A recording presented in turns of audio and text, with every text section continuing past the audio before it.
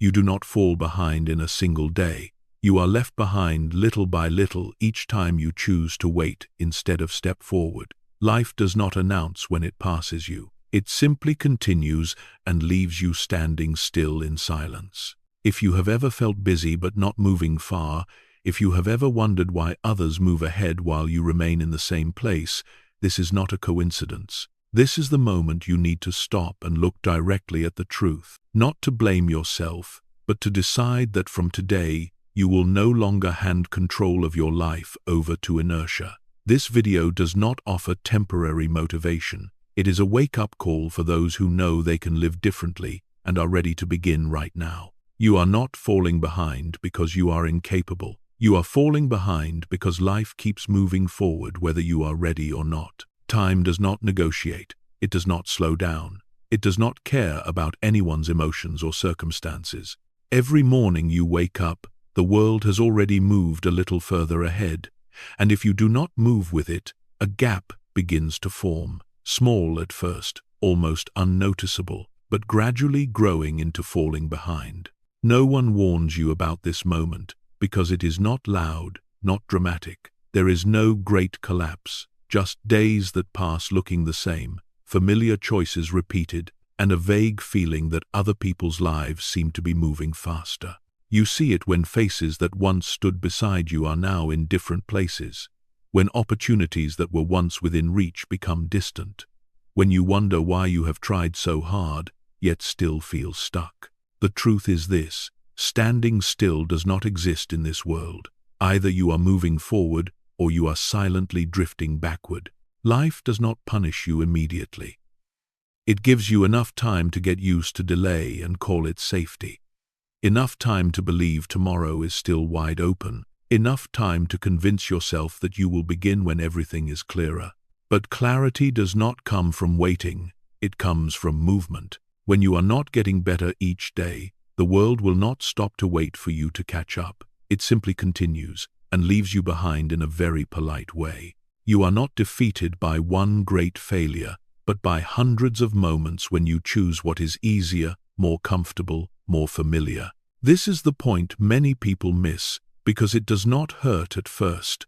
It only arrives after time has gone far enough that turning back becomes difficult. I'm telling you this not to pressure you, but to place a mirror in front of you. You do not need to run faster than everyone else.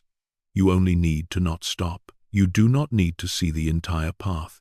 You only need to step forward while the path is still open. This uncompromising truth is not meant to frighten you, but to wake you from unconscious waiting. Each day you do not raise yourself even slightly. You are choosing to let the gap widen a little more. And when you are awake enough to face this directly, you will understand that change does not begin with a great moment, but with the decision to not let life continue to pass by without you in it.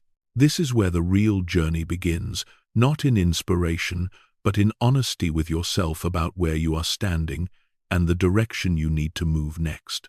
There is a very particular moment that many people experience but few dare to name. It is the moment you realize you are no longer standing where you could have been, not because you failed catastrophically, but because you accepted moving slower for far too long. That moment usually arrives quietly, when you look back a few years and realize your life has barely changed while the world around you looks completely different. You still wake up with familiar thoughts, still repeat days that look the same, still tell yourself you are trying, yet deep inside there is a hard-to-name feeling that you are being left behind. You see it when you compare yourself to your past self, when you once had more energy, more hope, more intentions to begin. You see it when you hear others talk about new steps, new projects, new changes, things you once thought about but never truly started. This sense of falling behind does not hit like a heavy blow, but like a thin fog surrounding your life, making everything feel slower, duller, and less sharp. You still work, you still fulfill responsibilities, you still live a life that from the outside looks fine, but inside there is a growing gap between who you are and who you know you could become. The most dangerous part of falling behind is not material loss. but the erosion of trust in yourself.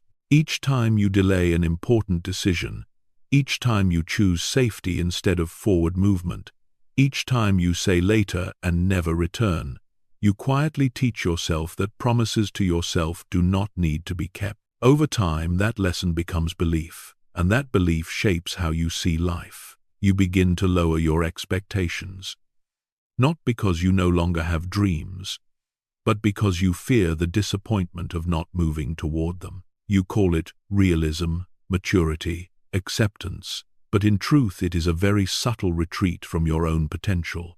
The moment you realize you are falling behind is often accompanied by a silent question. Why have I worked so hard yet not moved further? The answer is not in how busy you are, but in whether you are moving in the right direction. Busyness can create the feeling of progress, but only correct movement creates change. You can run all day, but if you run in circles, you remain in the same place. The modern world is very good at making you feel productive, while you are actually avoiding the hardest steps. You consume information instead of creating value. You prepare thoroughly but never step out. You learn continuously but do not apply. Each of these actions makes sense on its own, but when combined, they form a lifestyle of delay, wrapped in a positive appearance. And then one day, you look around and realize those who dared to move before they were certain have gone much further than you. Not because they were smarter or luckier, but because they accepted motion while you waited for readiness. If you are not awake, this moment can turn into bitterness, causing you to blame circumstances, systems, or others. But if you are brave enough to face it, you will see it as a powerful reminder that there is still time to change direction. Realizing you are falling behind is not the end, it is the true beginning of honesty. You cannot change what you refuse to admit, and when you dare to name your state accurately, you reclaim your power of choice. You can continue drifting on autopilot, or you can decide that this silence is no longer allowed to continue. That moment is not loud, it is not celebrated, but it is the moment you begin returning to yourself. You do not need to compete with anyone else. You only need to stop abandoning yourself in small daily choices. When you clearly see the gap, you also begin to see that the path forward is not a giant leap, but a series of conscious decisions starting today. And here, pressure is no longer the enemy, but becomes fuel, because you understand that each day passing without change is a day you choose to lose the chance to live up to your true capacity.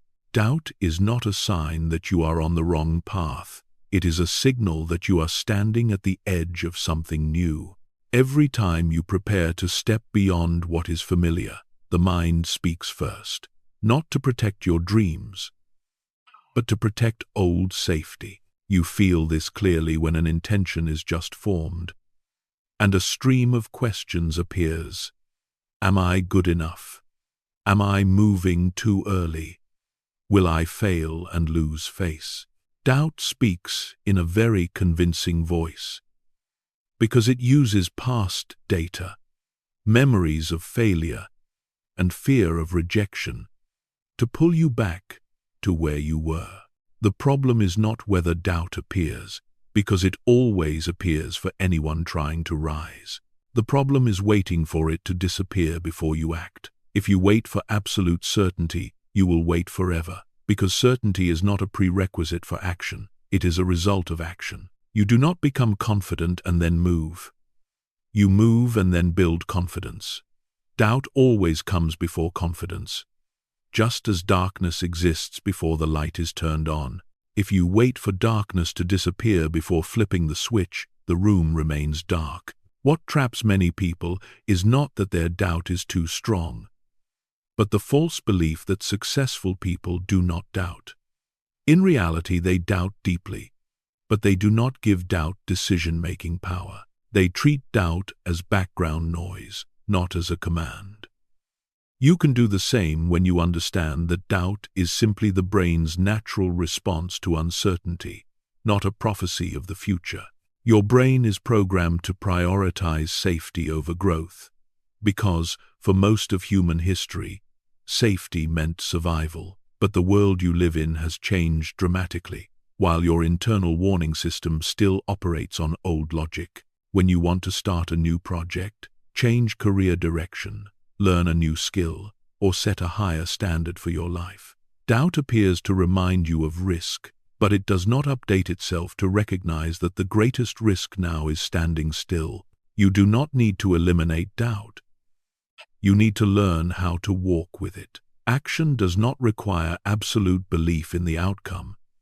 It only requires enough belief to place one foot forward.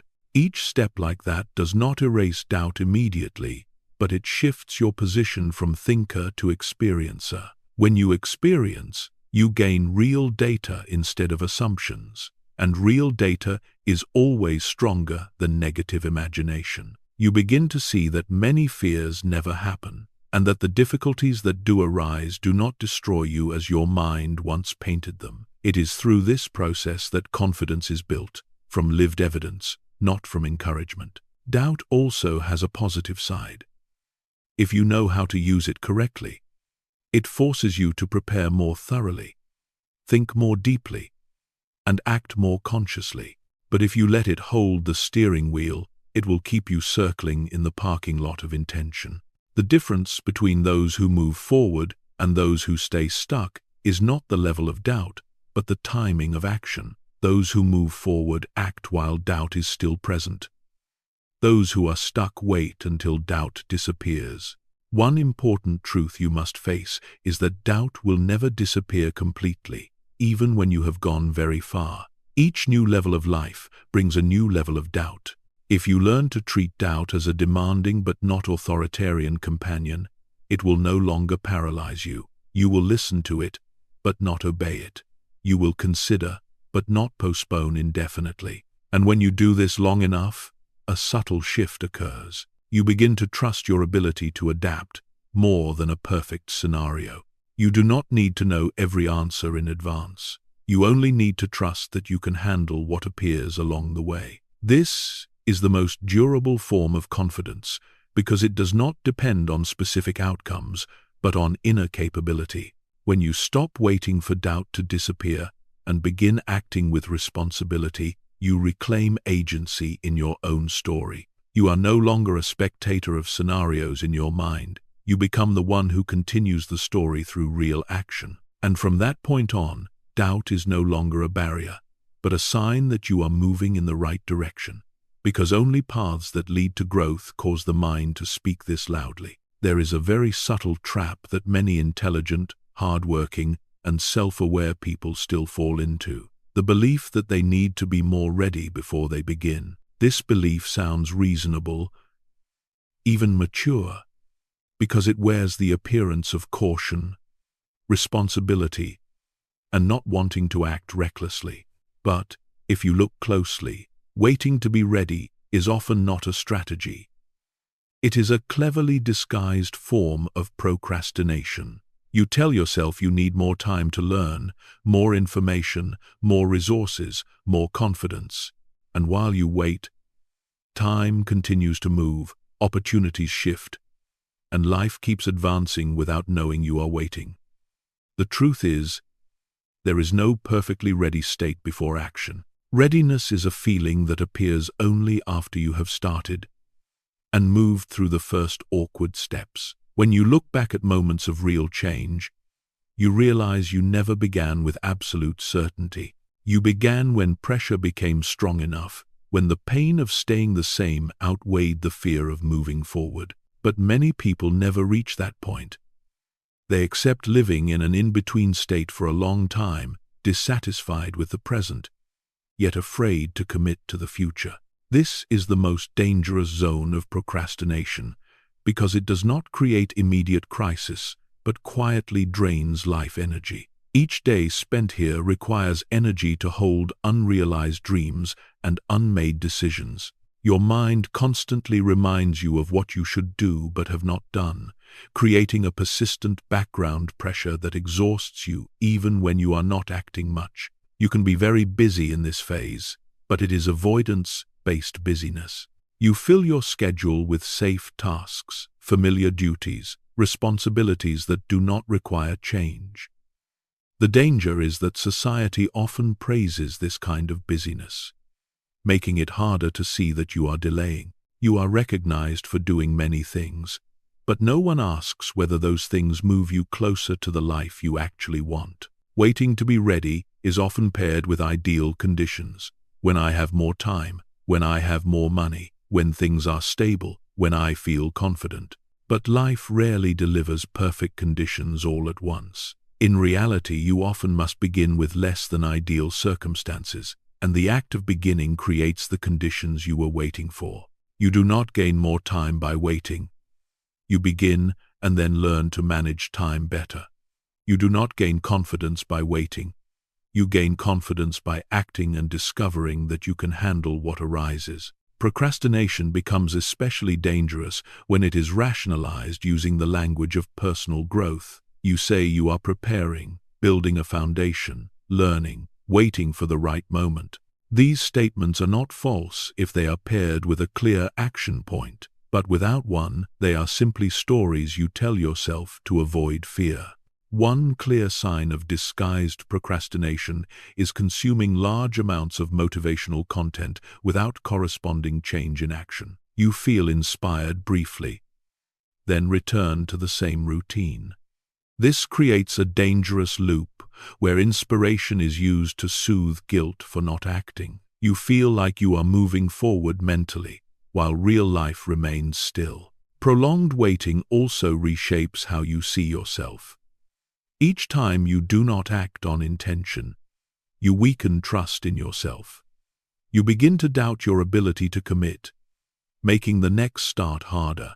Over time, you are no longer waiting to be ready. You are waiting for absolute safety, and that feeling rarely comes. The world does not wait for you to resolve every inner doubt. Opportunities often arrive imperfect, requiring decision before clarity. If you always wait for clarity, you will only be left with what remains after others have moved ahead.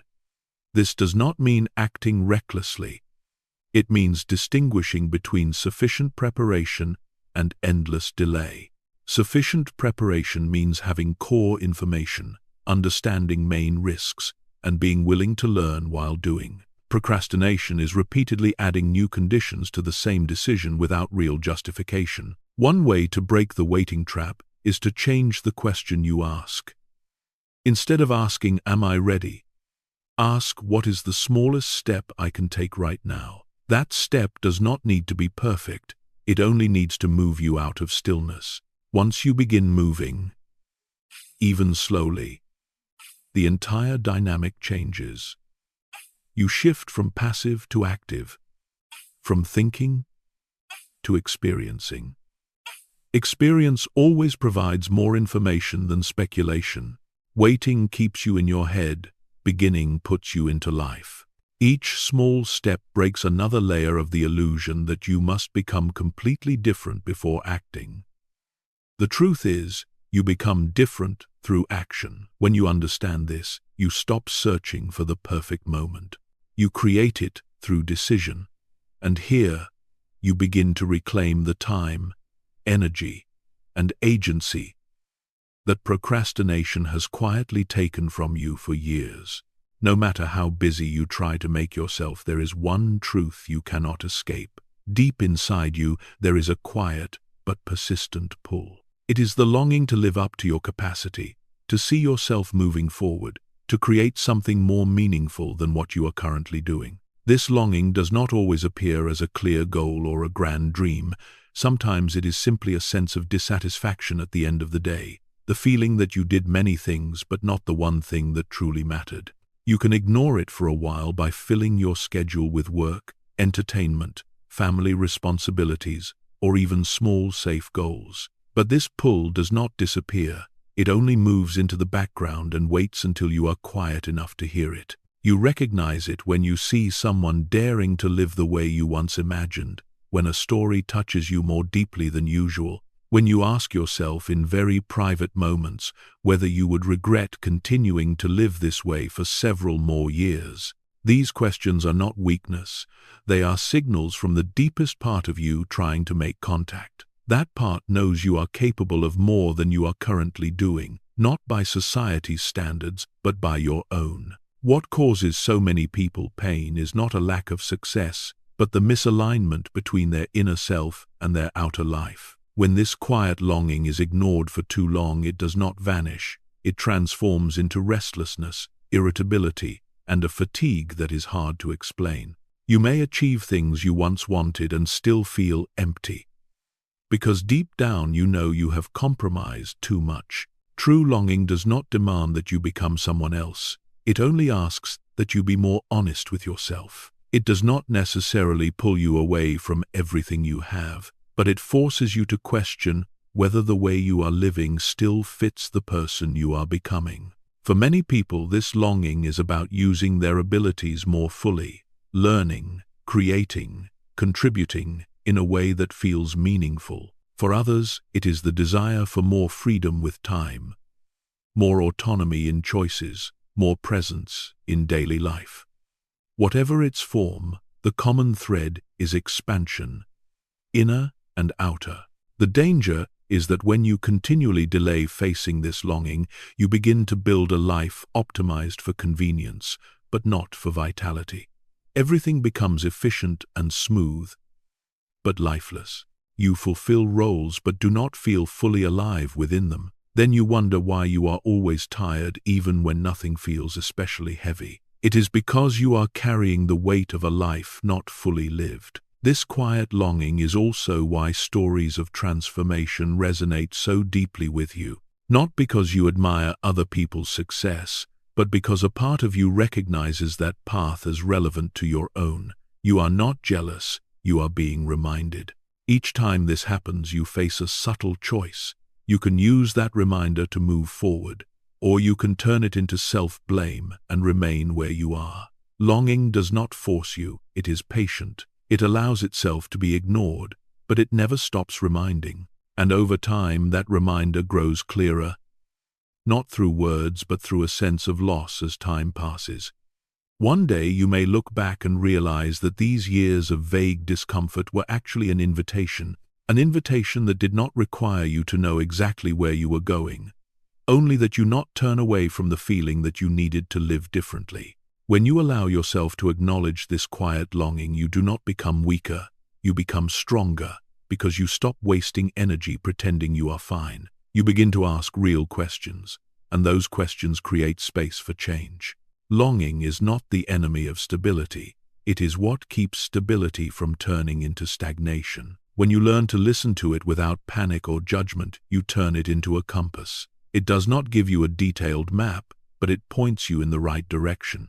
And when you begin to move in that direction, even through small adjustments in how you use your time, energy, and attention, you feel life returning. Not explosive happiness, but the sense that you are aligned. That sense sustains motivation more deeply than any external encouragement. From here, the journey is no longer about escaping dissatisfaction. It becomes a movement toward the person you have always known you could become. There is a very common illusion that allows many people to reassure themselves, the belief that if they are not moving forward, at least they are not falling backward. In reality, standing still is never a neutral state.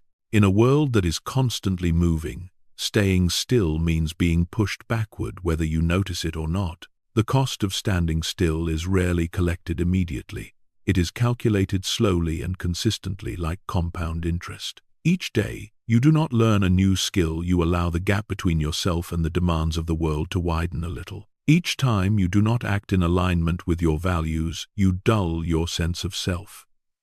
Each repeated easy choice builds an inertia that pulls you further away from the strongest version of yourself. What makes this dangerous is that these costs do not arrive with a clear invoice. You do not receive a notification that today you lost a portion of confidence or sharpness. You only feel it after a long period of time. When focusing becomes harder, risk-taking feels heavier, and lower standards become easier to accept. Standing still also means you are handing the power of shaping your life over to circumstance. When you do not actively choose your direction, your environment chooses for you. Your current job, habits, and relationships continue to pull you along the same trajectory, not because they are bad, but because they are familiar. Familiarity is deeply attractive to the brain because it requires less energy. What requires less energy now often demands far more energy to repair later. Another cost of standing still is the gradual shrinking of choice. When you actively develop yourself, you expand your range of options. You can choose to stay or leave, to say yes or no. When you remain still for too long, many options quietly disappear. Not because someone takes them away, but because you no longer have the capacity or confidence to step into them. You begin to say you have no choice, when in truth, you did not maintain what keeps choice available.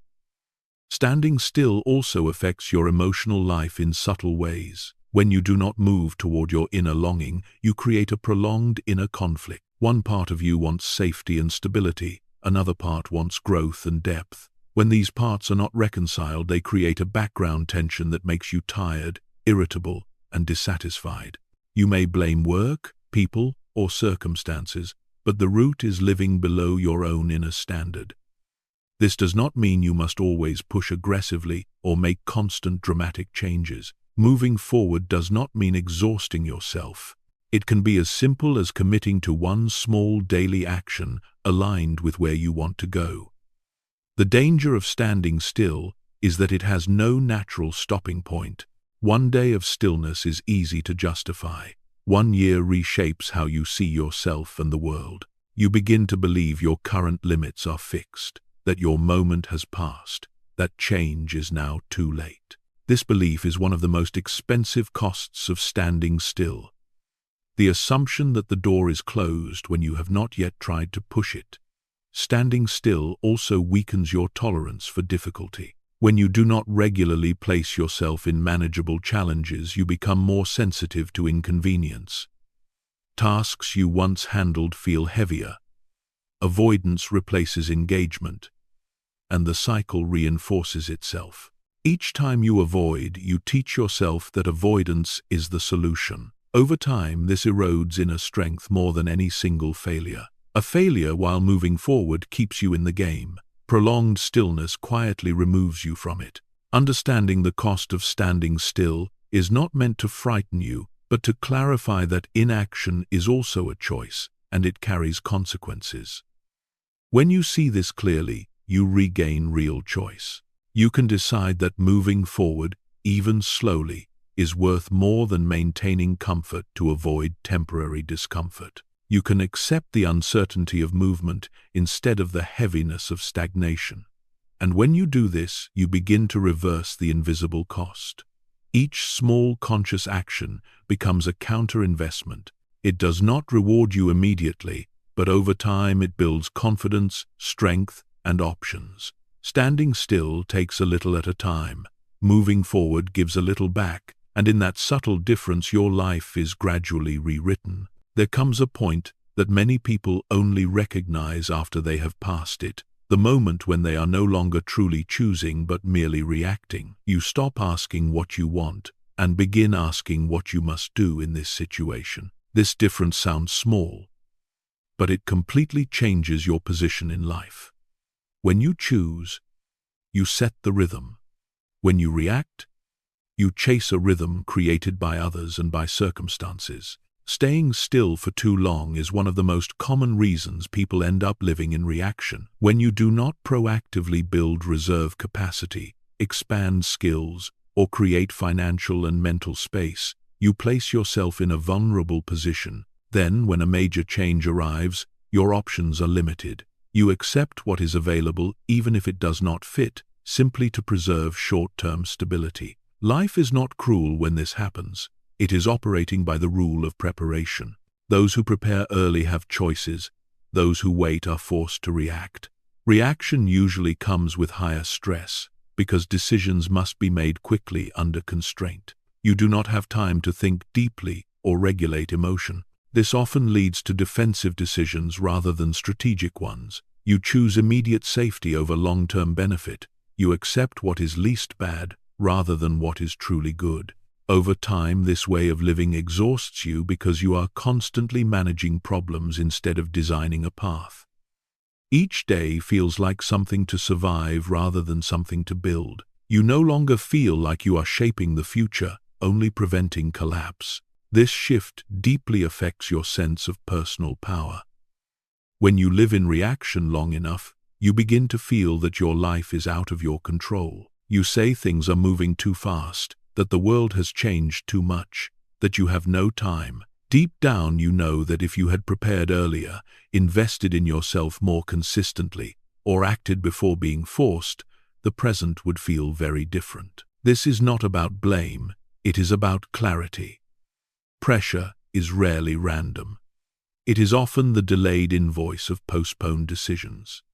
When you are forced to react, you also lose the ability to say no. You accept demands that drain you, relationships that exhaust you, compromises that pull you away from your values. Not because you are weak, but because you need stability in that moment. That stability acts like a flotation device. It keeps you afloat, but it does not move you where you want to go. If you stay on it too long, you forget how to swim. Reaction also reduces creativity. In survival mode, the mind focuses on immediate problems, not on possibility. You stop thinking beyond today. Stop experimenting. Stop investing long term. This creates a loop where you are always short on time because you never created space in advance. To escape reaction, you must understand that choice does not appear when everything is calm. Choice is created long before, through small intentional actions. Every skill you learn, every relationship you build, every habit you strengthen before pressure arrives, becomes support when change comes. With support, you are not swept away. You can adjust direction. This does not mean you control every outcome. It means you maintain the ability to respond rather than panic. There is a critical difference between response and reaction. Reaction is impulsive and compressed. Response is deliberate and grounded. When you live by choice, you retain the pause needed to respond. When you are pushed into reaction, you lose that pause. Reclaiming choice does not require immediate revolution. It begins by honestly identifying where you feel most forced. That is usually where long-term preparation has been missing. Instead of self-blame, treat this as data. It shows you where to invest so that next time you have options. Each small investment reduces the likelihood of being cornered in the future. As you begin to live this way, you feel a clear shift. Pressure still exists, but it no longer paralyzes you. You stop feeling like you are always late. You begin to anticipate instead of chase. And in that shift, you reclaim a sense of agency that years of reaction quietly took away. Every real change in life begins with a simple decision, the decision not to wait until you are pushed to move. Moving early is not rushing. It is a conscious choice to not hand control over to circumstance. When you begin before pressure arrives, you place yourself in a position of agency. You have time to experiment, adjust, learn, and grow without paying the highest price. The difference between moving early and reacting late is like learning to swim in shallow water versus being thrown into the deep. Both require movement, but the experience and outcome are entirely different. Moving early gives you psychological space to think clearly. When you are not cornered, your mind is not in survival mode, it is in learning mode. You can observe your reactions, evaluate what works and what does not, and adjust without panic. This state creates strategic calm, something many mistake for natural confidence. In truth, it comes from not letting things spiral beyond your control. Moving early also gives you the advantage of time. Time is not just hours or days, it is the margin of error you are allowed. When you start early, you can make small mistakes, correct them, and continue. When you wait until options are gone, mistakes become expensive, and each decision carries heavy pressure. This pressure freezes many people and pushes them toward the safest option, even when it does not fit. Moving early breaks that cycle. It allows you to approach life as a process of development rather than a series of survival tests. Another benefit of moving early is how it changes the way you see yourself. Each time you act before being forced, you send a clear message inward that you are someone who initiates, someone who does not wait for permission or perfect conditions. Over time, this message becomes belief. You begin to trust that you can create space rather than merely adapt to what exists. This belief shapes how you approach work, relationships, time, and energy. Moving early also reduces fear of change. Many people fear change not because they are weak, but because they only experience change when it is forced. When change always arrives with loss and stress, the brain associates it with danger. When you create small, controlled changes, you retrain the brain to see change as manageable and even expansive. You build adaptability naturally instead of through shock. In a world where long-term stability is rare, the advantage belongs to those who can adjust their structure when needed. Moving early lets you practice this with lower risk. Many people delay moving early because they fear mistakes, wasted effort, or confusion. What they miss is that not moving is also a decision with clear cost. When you do nothing, you still spend time, energy, and opportunity, but you gain no experience or data in return. Early movement, even imperfect, produces learning. Each step gives you information about yourself, your environment, and what needs adjustment. That information cannot be gained through thinking alone. It only appears in action. Moving early does not require a complete plan. It requires a clear enough direction and willingness to adjust along the way. Many believe they need a perfect vision before starting, but vision is often refined through movement. You cannot see the entire road from the starting point, but you can see the next step, and that is enough.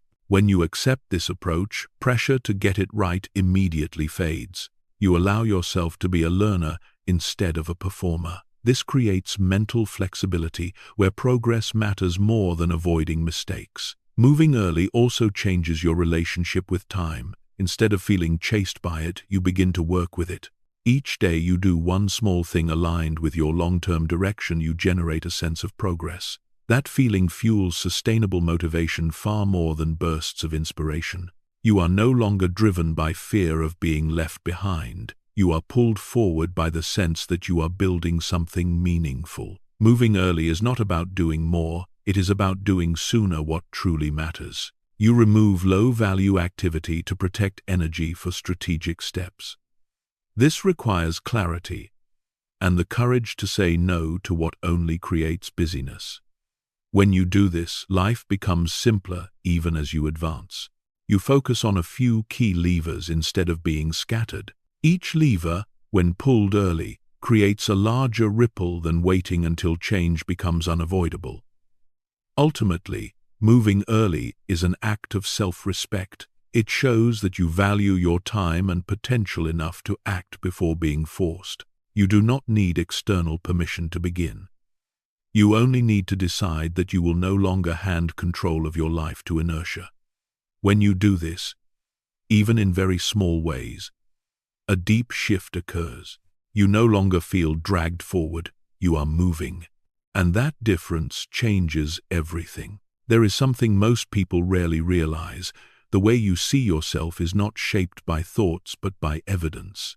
You can tell yourself that you are disciplined, serious, or full of potential, but without concrete action behind those words, they slowly lose weight. The mind does not trust promises, it trusts what is repeated through behavior.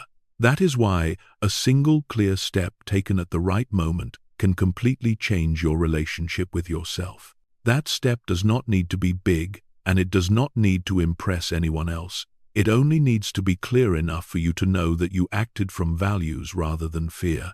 When you do this, something important happens internally. You begin to see yourself as someone who can keep promises to yourself. This belief does not come from motivation or positive thinking. It comes from lived experience, and lived experience always carries more weight than words. Many people try to change by thinking differently, forgetting that thought usually follows action, not the other way around. When you act differently, even in a small way, you create a crack in the old story you tell about who you are. That crack allows a new story to form. You are no longer just someone with intentions. You become someone who has begun. This difference may be subtle to others, but internally, it is a turning point. One clear step also changes how you perceive your own capability. Before acting, you often judge yourself through assumptions. You imagine difficulties, negative reactions, and potential failure. These imagined outcomes feel intense because they are untested. Once you act, you move from assumption to data. Data may not be perfect, but it is concrete, and concreteness reduces vague fear. You begin to see that many things you worried about never happen, and that the challenges that do arise do not destroy you the way your mind predicted. This ability to handle what happens is the foundation of real confidence. Not confidence that everything will go smoothly, but confidence that you can adapt when it does not. One clear step also creates momentum naturally. Motivation is not something you must force before action. Motivation often appears after you see yourself progressing. When you are still, you must constantly push yourself. Once you are moving, energy begins to generate itself. Each next step becomes easier, not because it is less demanding, but because momentum exists. Momentum is one of the most powerful assets in personal growth. It carries you through days without inspiration, through simple continuation. One clear step also helps clarify what you truly want. Before acting, your desires are often vague and mixed with other people's expectations. Once you begin to try, you quickly learn what fits and what does not. You learn this not through analysis, but through direct feeling. You notice where your energy increases, where focus drops, and where you feel alive. These signals only appear in motion. When you stay still, you can only guess, and guessing rarely leads to clarity. One clear step also resets your internal standard. In the past, you may have tolerated delay, postponement, or quitting without much discomfort. After you experience aligned action, that standard shifts. Returning to old patterns feels uncomfortable, not because of external pressure, but because you know the difference between the two internal states. This contrast creates a natural form of discipline. Many people wait until they feel completely different before acting, but the truth is, you act in order to become different. One clear step is the bridge between who you are and who you want to be. You do not need to cross the entire distance. You only need to step onto the bridge. Each step reinforces a new identity. You are no longer just saying you take your life seriously. You have evidence. You are no longer hoping you can change. You have begun changing. This shift alters how you make decisions. You stop asking whether you should do something and start asking whether it aligns with the person you are becoming. That question leads to different choices. It favors long-term consistency over short-term comfort. It also reshapes how you relate to failure. Before beginning, failure feels catastrophic. After beginning, it becomes feedback. It shows you what needs adjustment. This reframing removes much of the fear around action. You focus on learning quickly rather than being perfect. This is how people progress far, not because they never fall, but because they do not let falling define them. One clear step also frees you from destructive comparison. When you are still, you look at others and feel behind. When you are moving, even slowly, your attention shifts inward. You compare yourself to who you were yesterday. And that comparison is far healthier. It gives you a real sense of progress instead of pressure to catch up. In a world full of curated success, this is essential. Finally, one clear step restores self-respect. Not the kind based on results or approval, but the quiet kind that comes from knowing you are living in alignment with what you value. This feeling is calm and steady. It does not need validation. It is present when you go to sleep and when you wake up. And this feeling is the foundation of sustainable growth. You do not need to change your entire life today. You only need one clear step. But that step, if chosen honestly and completed fully, can change how you see yourself from this point forward. And when the way you see yourself changes, the way you live follows. There is a quiet but unforgiving rule operating in modern life. Your value does not stay the same unless you actively raise it. The world does not wait for you to finish improving yourself before it moves on. Technology changes, markets change, standards change, and what is required of people changes with them. In this environment, skill is not just a way to earn a living, it is the foundation of freedom. When you have skills, you have options. When you lack skills, you are forced to accept what remains.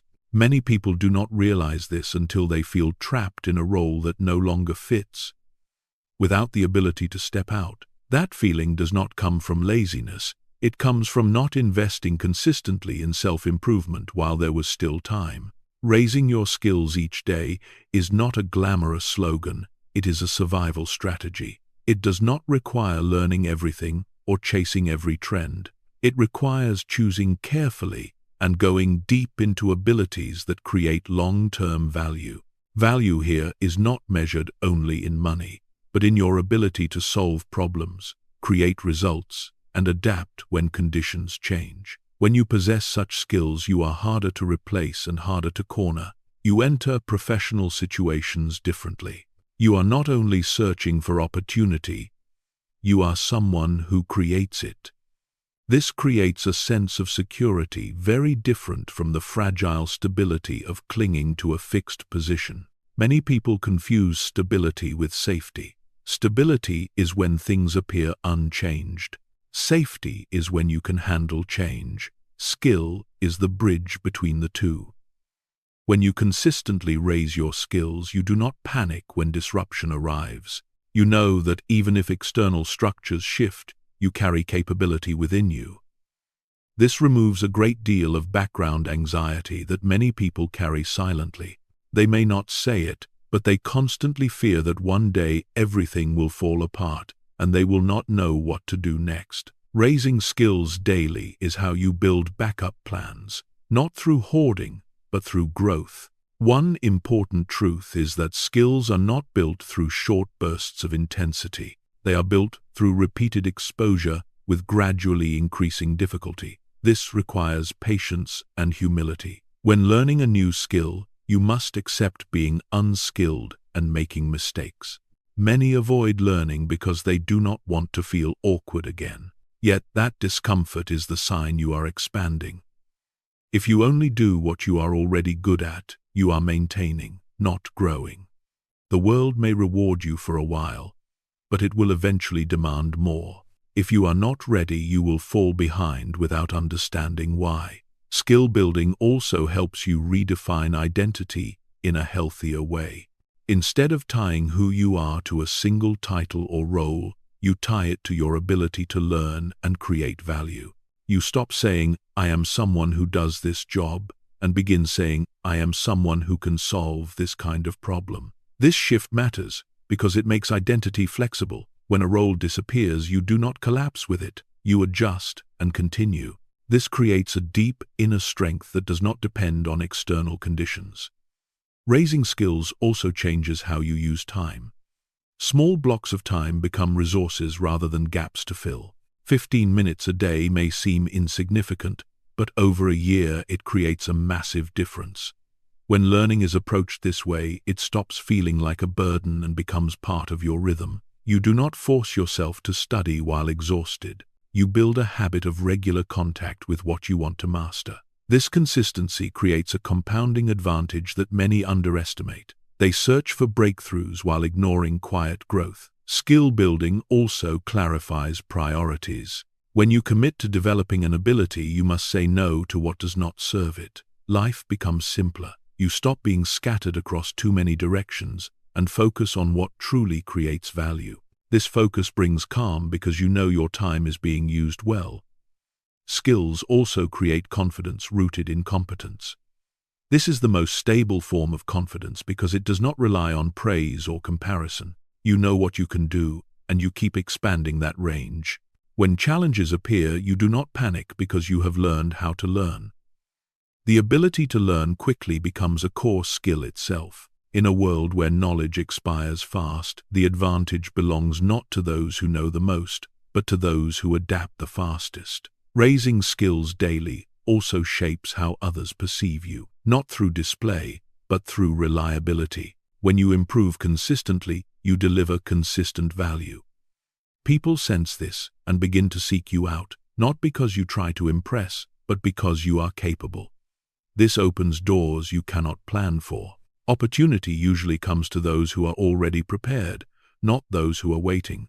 That preparation is built on ordinary days when no one is watching. Ultimately, raising your skills each day is an act of self-respect. It is the decision to treat your potential as something worth developing rather than leaving it to chance.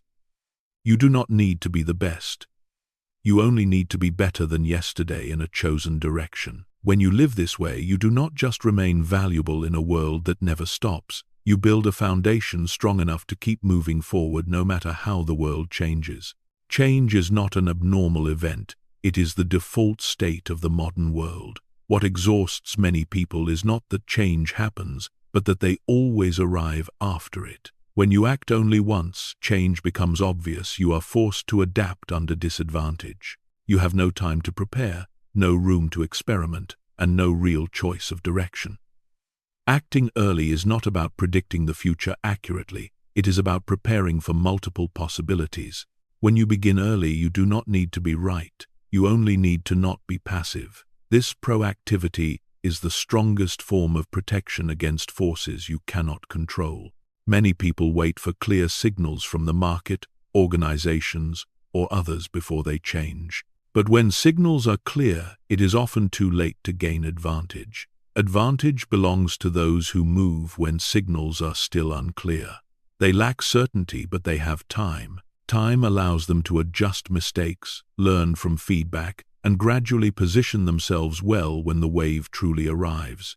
Acting early is therefore not reckless. It is a form of risk management. You spread risk through small experiments instead of placing one large bet under pressure.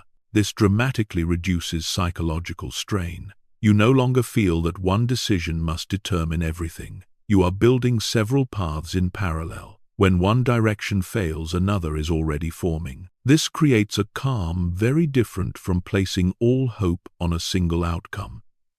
Acting early also reshapes how you see the future. Instead of viewing it as a threat, you see it as a space you can prepare for. You do not need to control every variable. You only need to increase your ability to respond. Every skill you build, every relationship you nurture, every small project you test becomes a buffer. When change arrives, these buffers absorb shock and give you time. Those without buffers must react immediately, and often react in panic. Those with buffers can observe, choose, and move strategically. This difference strongly influences quality of life during uncertainty. Acting early also protects you from regret. Regret rarely comes from trying and failing. It comes from not trying while you still could.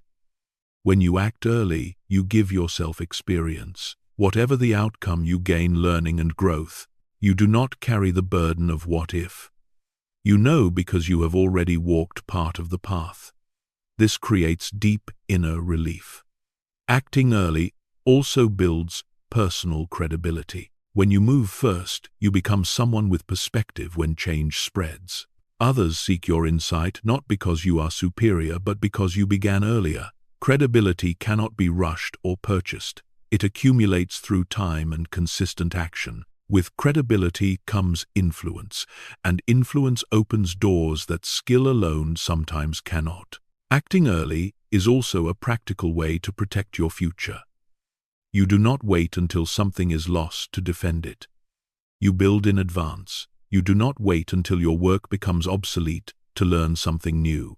You learn while things are still stable. You do not wait until relationships weaken to invest attention. You invest while they are strong. This approach requires discipline because there is no immediate pressure. But precisely because there is no pressure, you can do the work well. You act from choice, not panic. Acting early does not require abandoning the present.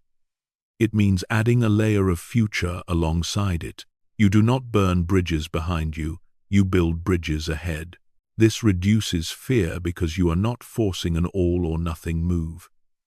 You proceed step by step with control. This path may feel slower short-term, but it is far faster long-term because it avoids costly reversals. Acting early also preserves dignity during change. When you prepare ahead, you do not need to beg for opportunity. You can choose. Choice creates self-respect.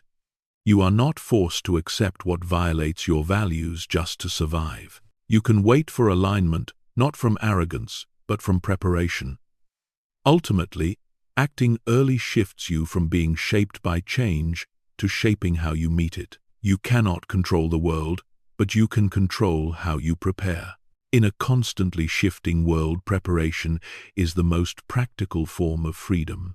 When you understand this, you stop asking when the right time is.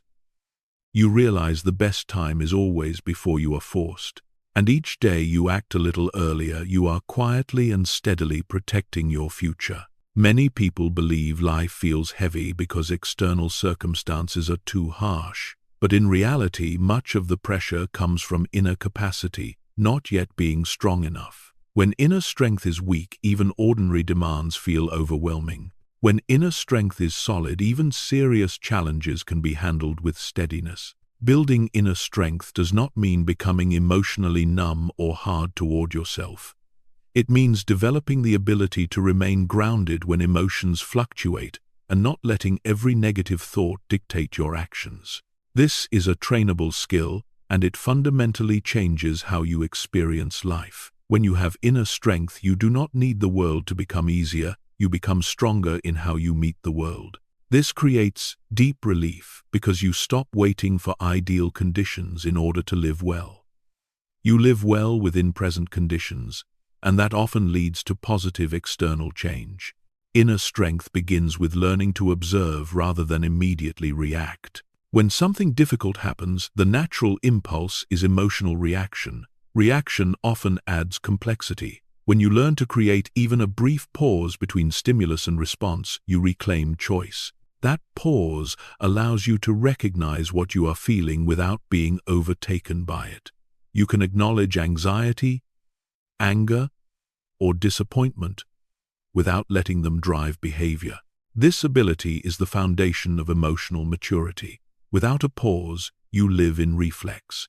With a pause, you live in choice. Inner strength is also closely tied to how you speak to yourself.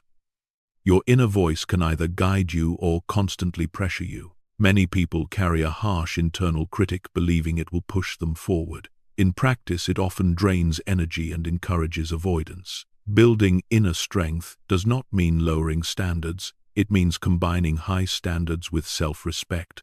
You can demand growth without attacking yourself for being imperfect. When the inner voice shifts from confrontation to leadership, you create a safe internal environment for development. Safety allows experimentation, mistakes, and learning. Without it, you play small to avoid inner punishment. Inner strength also grows through facing discomfort instead of avoiding it. Each time you choose to do something difficult but aligned, you expand your tolerance. Discomfort does not destroy you, it trains you. When you repeatedly avoid discomfort, you teach the brain that discomfort equals danger. When you face it selectively, you teach the brain that you can handle it. Over time, your threshold increases. What once overwhelmed you becomes manageable. Life feels lighter, not because it offers fewer challenges, but because you are more capable of carrying them. Inner strength also involves letting go of what you cannot control. Many people exhaust themselves trying to manage other people's reactions, outcomes of every situation, and the future itself. This creates constant tension.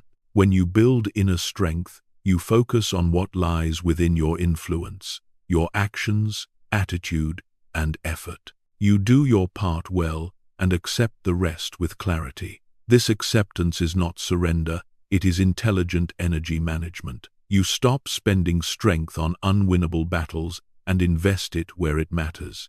Another critical element of inner strength is resilience after failure. Failure is unavoidable when you live intentionally. The issue is not falling, it is how you rise. Those with weak inner strength treat failure as proof of inadequacy. Those with strong inner strength treat it as information. They feel disappointment and pain, but they do not attach failure to identity. They process emotion and then adjust. This ability reduces fear of trying. You know that even if things do not work out, you remain intact. With less fear, action becomes more natural. Inner strength also allows you to hold your values under pressure. When values are unclear, you bend to expectations. You say yes when you mean no, and accept drains on your energy. Over time, you feel disconnected from your own life. With inner strength, you tolerate the short-term discomfort of boundaries to protect long-term integrity. You choose respect over approval. This does not isolate you. It creates healthier relationships built on clarity. Ultimately, inner strength reshapes how you define happiness. Happiness is no longer the absence of problems. It is the confidence that you can meet problems without losing yourself. You no longer need everything to be perfect to feel okay. You feel okay because you trust your capacity to handle what appears. This steadiness is quiet and durable. When inner strength grows, life becomes lighter, not because the load disappears, but because you are strong enough to carry it. And in that steadiness, you create space for deeper and more sustainable growth. Every lasting change requires a foundation strong enough to support it. And that foundation is not built on inspiration but on habits and discipline. Inspiration comes and goes depending on mood, circumstances, and temporary energy. Habits and discipline remain when inspiration fades. They are quiet forces shaping your life each day, whether you notice them or not. Many people search for a dramatic turning point while missing the truth that life is determined by small, repeated actions. You do not live according to what you know, you live according to what you do consistently. When you understand this, habits stop feeling trivial and start feeling strategic. Every habit is a vote for the person you are becoming. Discipline is not punishment or self-control through force. Discipline is a structure that allows you to do what is right even when your emotions do not cooperate.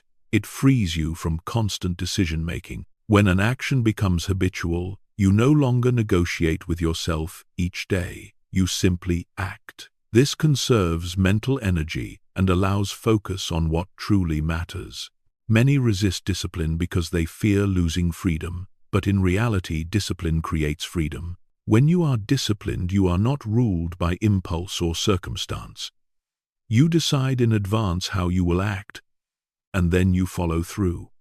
This creates a powerful sense of agency. Habits also break large goals into manageable actions. A big goal without structure creates pressure and delay. When turned into daily habit, the extraordinary becomes ordinary. You do not need to exhaust yourself in one day. You only need to show up consistently. This consistency creates a strong compounding effect over time. Habits do not need to be perfect. A habit that is good enough and maintained creates more change than a perfect plan, never executed. Many people quit after breaking a habit once and label it failure. True discipline is not never slipping, it is returning quickly. Each return strengthens the identity of someone who does not quit. Over time, that identity becomes more powerful than any single outcome. Habits also reshape your environment. Repeated action changes not only you but what surrounds you. You begin organizing time, space, and relationships to support new behavior. This creates a positive loop where environment supports habit and habit reinforces environment. When this happens, discipline stops feeling like a daily internal battle. It becomes flow. Discipline also carries you through periods where results are invisible. All growth includes delay. You do the right things for a while without seeing clear outcomes.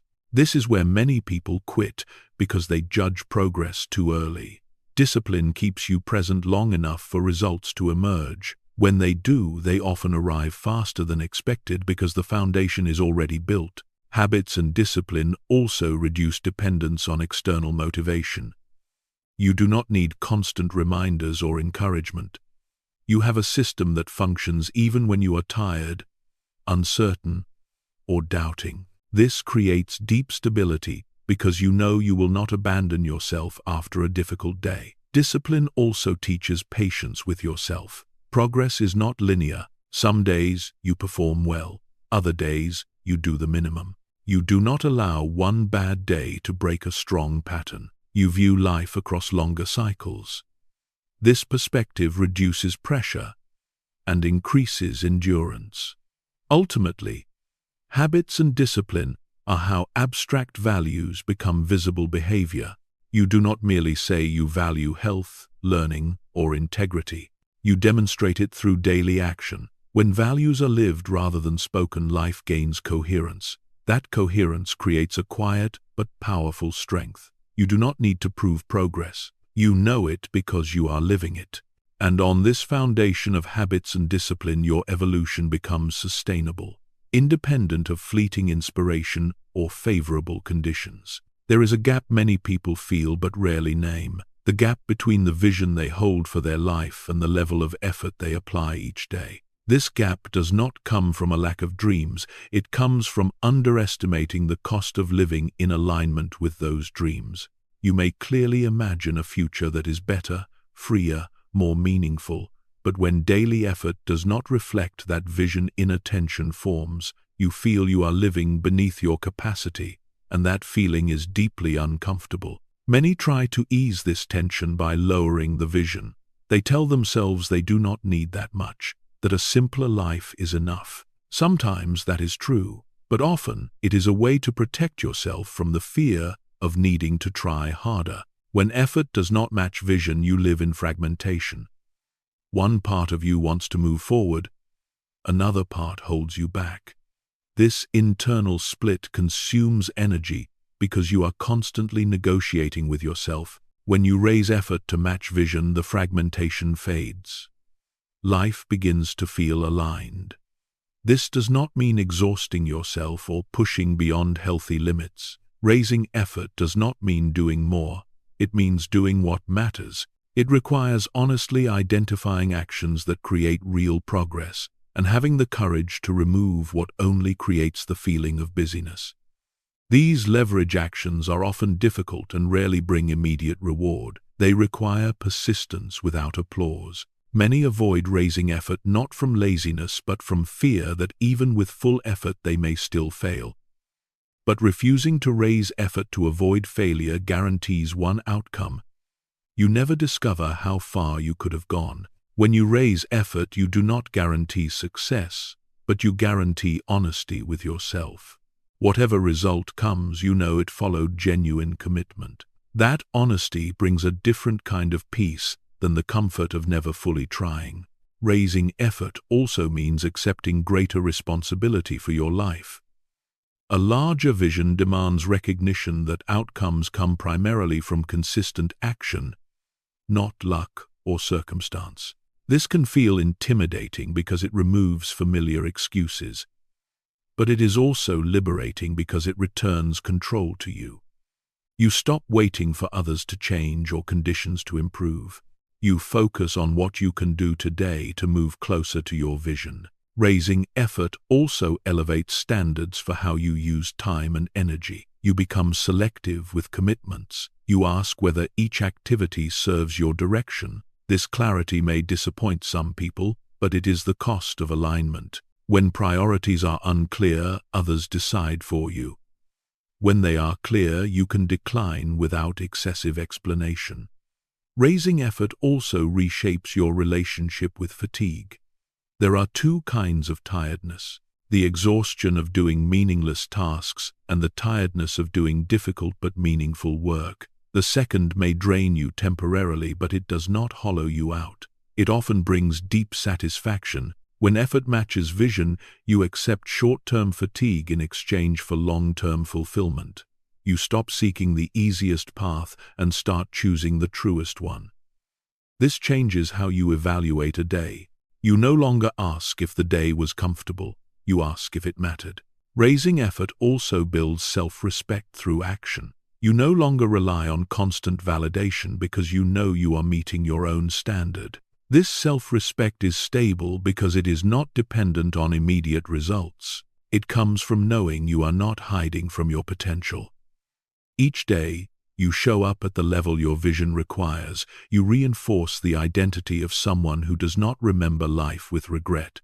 Rather than increasing stress, alignment reduces it, because you are no longer carrying silent disappointment. Ultimately, when effort rises to match vision, you experience a different kind of freedom. Not freedom from responsibility, but freedom within responsibility. You understand why you do what you do. You choose difficulty deliberately, and in that choice you feel alive rather than merely existing. Alignment between vision and effort creates a strong current that moves you forward without force. Motivation is built into how you live, and when you reach this state, you are prepared for the final stage of the journey, where change is no longer about behavior alone, but about fully redefining your role in the story of your life.